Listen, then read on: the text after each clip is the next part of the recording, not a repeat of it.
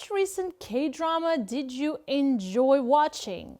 Maybe Typhoon Family or Dear Ex, or maybe The Manipulated. The drama I've been enjoying the most these days is this one. It's Genie, Make-A-Wish, starring Kim Woo-bin and Suzy. Their romance plays out against the charm of the Middle East, the night views of Burj Khalifa, the desert's soft and romantic atmosphere. It is the kind of drama you naturally get absorbed in. Today, through Genie Make-A-Wish, we will take a look at the growing K-wave in the Middle East, the long history between Korea and the region, and some of the new topics emerging between the two. Genie Make-A-Wish. The drama recently received lots of love worldwide through Netflix. After its release on Netflix, the drama quickly gained attention, reaching 4 million views in just 3 days.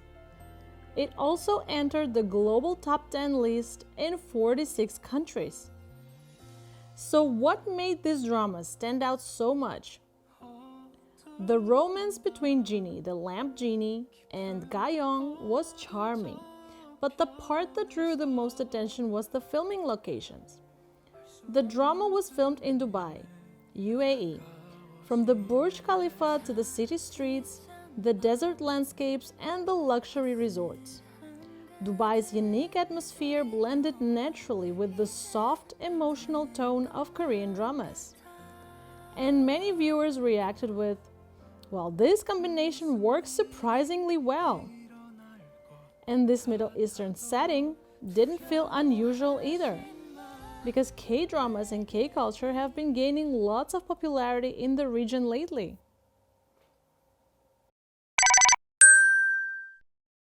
The love for K-culture in the Middle East is really something. From K-pop and K-drama to beauty and even food. K-culture has become incredibly popular in the Middle East. I was honestly surprised myself when I saw it on social media. At K-pop concerts, you'll see thousands of people holding light sticks. And my feed is full of videos of fans in Arab countries singing Korean songs and repeating lines from the drama. Jordan actually has one of the biggest K-culture fan bases in the Middle East. Shows like Squid Game and Call Me are huge there. And the K-pop festival held in 2024 at the S.H.I.N Cultural Center brought out so many fans who wanted to enjoy Korean music and culture in person. And when interest grows like that, it usually spreads to other areas too. K-food and K-beauty became really popular as well. The Buldak Noodle Challenge turned into a fun trend among young people. And Korean skincare and makeup earned a reputation for being products people can trust. So much that they've become top favorites in the region. The Korean wave boom in the Middle East didn't start out of nowhere. It has been actually building for quite a while. Do you perhaps remember Korean drama Daejangum? When Daejangum aired on national television in Iran in 2007, its average viewership rate was an incredible 90%. People even said that out of Iran's 70 million population at that time, around 60 million watched the show. The historical drama Chumong, which aired afterwards, averaged at 85% as well. And the interest never really stopped. Series like Lisan, Song-do, and more recently, The Great King, Lee Bang-won, have continued to be loved in the region.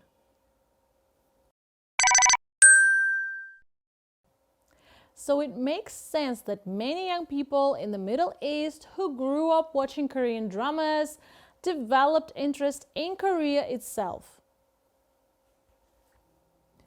In fact, The number of students signing up for Korean language classes in the Middle East has been growing rapidly. More universities are opening Korean language departments, and the number of students choosing to study abroad in Korea keeps increasing every year. It shows that their interest has grown beyond just watching dramas. They genuinely want to understand Korea on a deeper level. But even before the rise of the K-wave, Korea and the Middle East already had a long connection. First, there was the deployment of the S.H.I.N.E unit.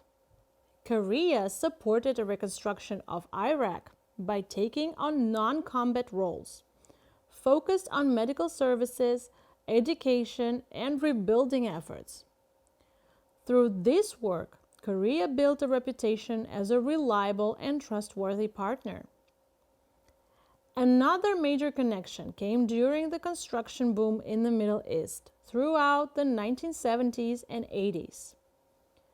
Korean companies and workers took part in building major infrastructure projects in countries like Saudi Arabia and UAE, highways, airports, and large industrial plants.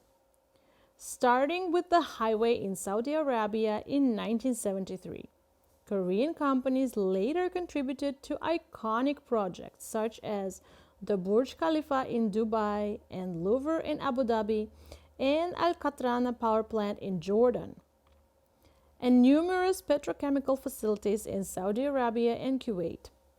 The trust built during that period is one of the reasons Korean companies continue to do well in the Middle East today.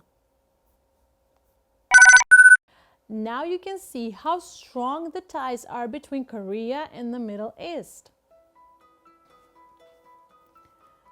From the economic and construction partnerships of the past to the reconstruction work of the S.H.I.N.E unit, and even the rise of K-culture and K-food in the early 2000s, the connection between Korea and the Middle East has been growing across many areas.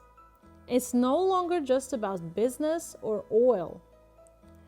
Their relationship now reaches into security, culture, and so much more. And maybe that's why a word keeps appearing on Korean news whenever the Middle East comes up. The word S.H.I.N.E.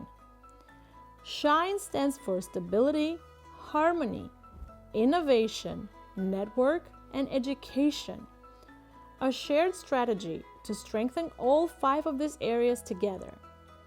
The idea is to move beyond the old model of buying and selling oil or supporting construction projects, and instead build a future-focused partnership through technology, AI, cultural exchange, and education.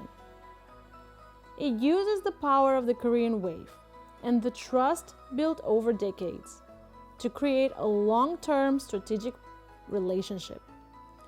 A future where Korea and the Middle East support each other like real friends.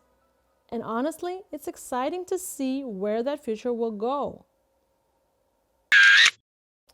Okay guys, that's it for today's video. I hope it was interesting. Next time we'll be back with the end of the year review, so stay tuned. Don't forget to subscribe and leave your questions and comments in the comment section. I'll be back next time. Until then, 안녕!